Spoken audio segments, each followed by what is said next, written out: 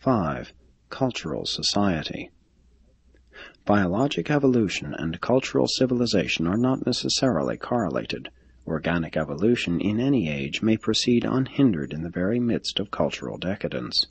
But when lengthy periods of human history are surveyed, it will be observed that eventually evolution and culture become related as cause and effect. Evolution may advance in the absence of culture, but cultural civilization does not flourish without an adequate background of antecedent racial progression.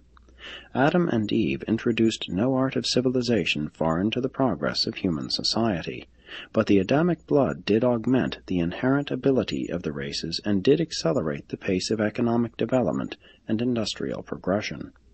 Adam's bestowal improved the brain power of the races, thereby greatly hastening the processes of natural evolution.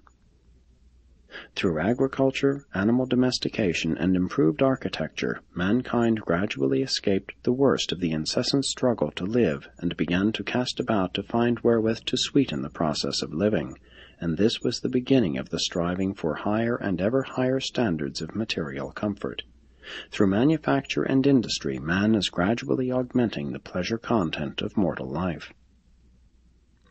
But cultural society is no great and beneficent club of inherited privilege into which all men are born with free membership and entire equality. Rather is it an exalted and ever-advancing guild of earth workers, admitting to its ranks only the nobility of those toilers who strive to make the world a better place in which their children and their children's children may live and advance in subsequent ages. And this guild of civilization exacts costly admission fees, imposes strict and rigorous disciplines, visits heavy penalties on all dissenters and nonconformists, while it confers few personal licenses or privileges except those of enhanced security against common dangers and racial perils. Social association is a form of survival insurance which human beings have learned is profitable. Therefore are most individuals willing to pay those premiums of self-sacrifice and personal liberty curtailment which society exacts from its members in return for this enhanced group protection. In short, the present-day social mechanism is a trial-and-error insurance plan designed to afford some degree of assurance and protection against a return to the terrible and antisocial conditions which characterized the early experiences of the human race. Society thus becomes a cooperative scheme for securing civil freedom through institutions, economic freedom through capital and invention, social liberty through culture, and freedom from violence through police regulation.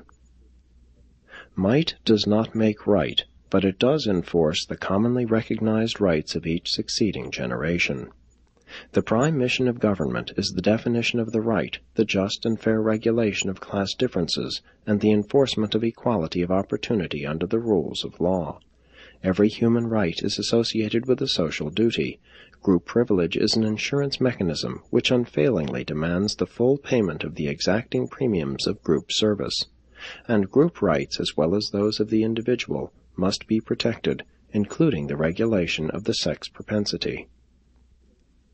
Liberty subject to group regulation is the legitimate goal of social evolution.